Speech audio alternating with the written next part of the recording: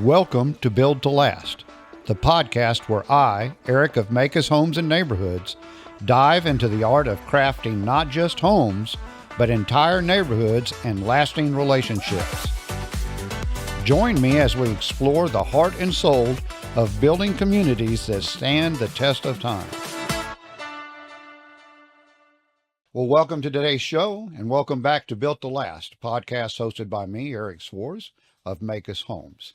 We're very fortunate today to have Jan Maykus and April Littmann with us. They're our interior designers at Maykus Homes, and we're going to be talking about all the pretty things and all the things that go into a new home. To get us started off, why don't each of you introduce yourselves and tell us a little bit about yourself, both professionally and personally. How about you, Jan? My journey started about 40 years ago when I happened to marry a custom builder. And so on and off for the last 40 years, particularly in the last 15 years, I've been very involved in the business and learned a lot. Firsthand experience is great to do. And so 15 years of doing this. So it's been great. I've loved it. I've got a great passion for it. So you were drafted by cost. I was drafted, yeah. I was. How about you, April? So I have been an interior designer for 15 years. I discovered it as my passion when I was in high school. My parents let me design my bedroom, and so I just fell in love with it, went on to college and got a degree in design. I'm a wife. I have 2 small children, and let's see, I love going to the lake. Boy, I wish I had have thought of that when my mom said my room's a mess. I designed it that way. Yeah, that right. would have been great. Well, April, let me ask you this. There are a lot of branches on the design tree. You could have chosen any particular field in the design process. What motivated you towards custom home design? Yeah, absolutely. Well, I think in custom homes, you really have a lot of, you have the ability to be very creative. And I love being able to be involved in the process. I love the construction side of it just as much as I love the design and selection side. And then it's just very rewarding and fulfilling being a part of these custom homes that are sometimes people's forever homes. Now, we know that everybody's different. Everybody's unique. Designers are no different. Each one of you are going to have your own sense of taste and your own philosophy and your own way of going about the design process. Jan, how would you describe how you go about helping someone design their home? Well, I have a personal side to it and a customer side to it.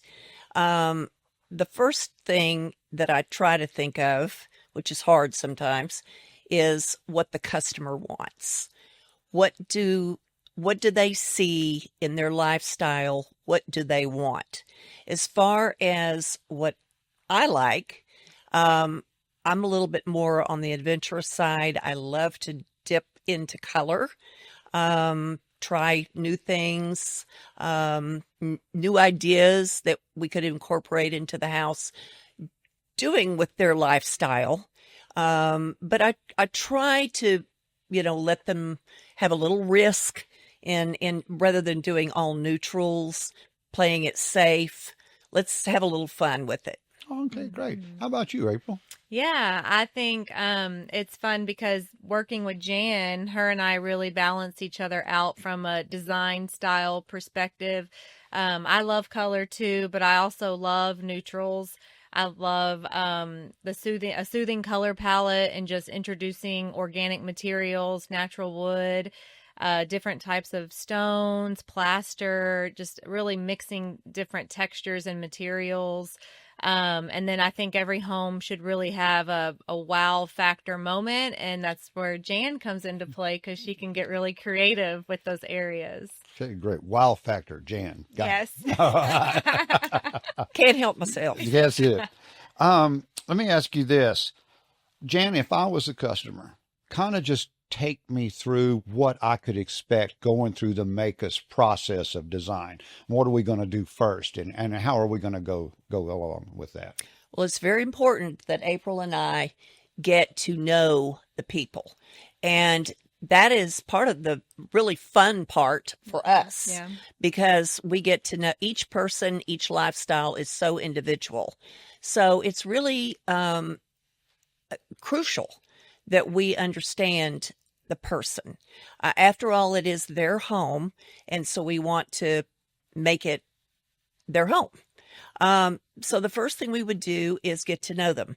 The second thing we would do is we start with plumbing.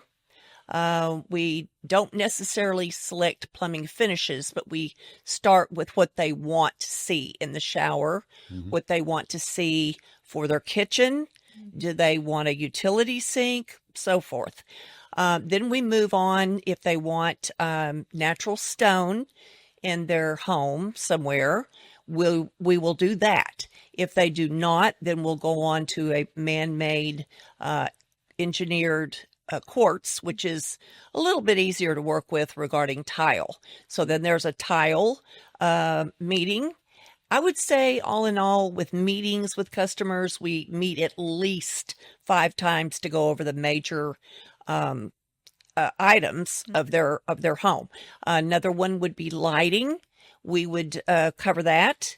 We would also cover paint and hardware towards the end of the process, flooring, like that. So it's not hard. There's nothing to be intimidated about.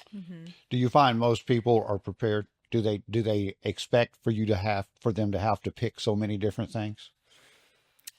Yes and no.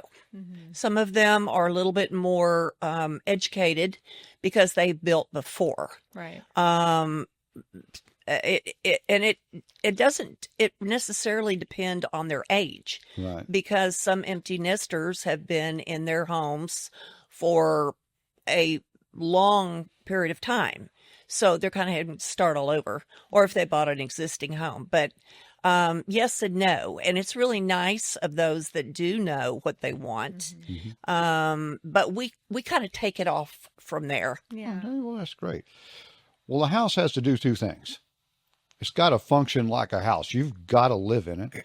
At the same time, we want it to look pretty, and we want all of our neighbors and our friends to go, oh, man, your house is so great. How do we make those 2 things happen at the same time, April? Well, I think going back to what Jan was saying, getting to know their lifestyle, that is such a critical component of the Maykus process when we're designing.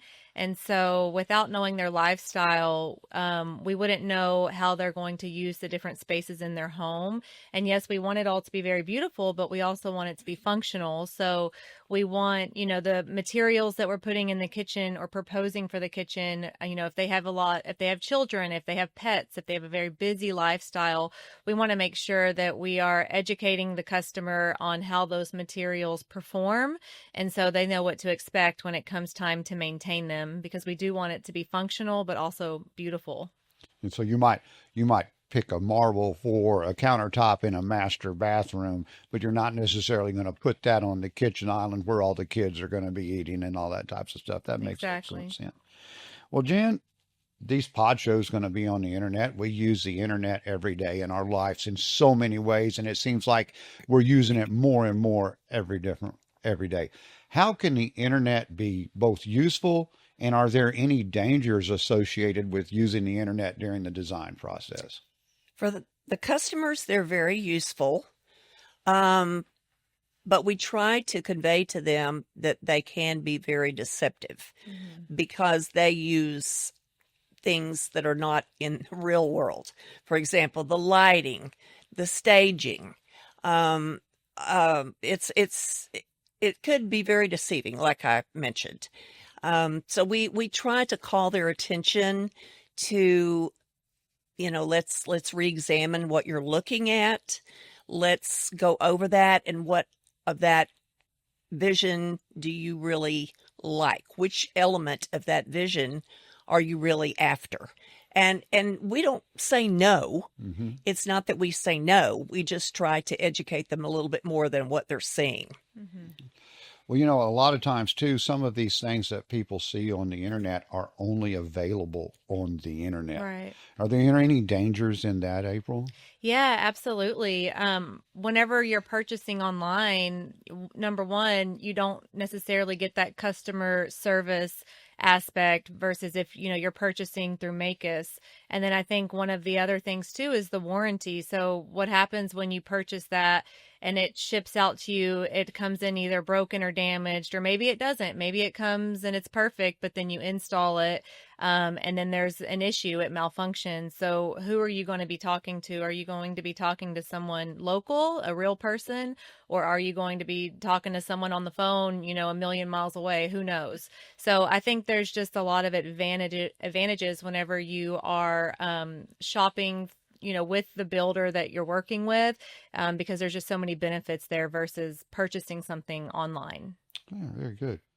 Well, we all like rewards, but there's always seems to be the challenge on the other side of the scale. So, April, what would be rewards and challenges in the design process to you? Yeah, I think one of the rewards is just seeing a family's home get built start to finish and being a part of that journey with them. And then having, dreaming with that customer all throughout the process and just seeing it come to completion. There's so much reward in that. And then also just seeing some of our ideas come to life. And, it's fun because we're like, is this actually going to work? And then when it does, it's really exciting and rewarding. And then for me as a designer, I think one of the challenges is managing the husband and wife relationship, because sometimes the husband is on one page and the wife is on another, and trying to figure out how to get what they both want into the home in a beautiful way. It can be a challenge. Well, that is excellent. That is excellent. Well, I certainly appreciate you guys joining us today. We've had an excellent time. I'm sure our customers will love sitting down and picking all the pretty things out with you guys. Well, this is Eric Swartz with Maykus, Built to Last podcast. If you care to learn more about us or want to talk to us about building a home, reach out to us at 817-308-1155, or you can also reach out on to us online at maykus.com. Y'all take care, and we'll see you next time.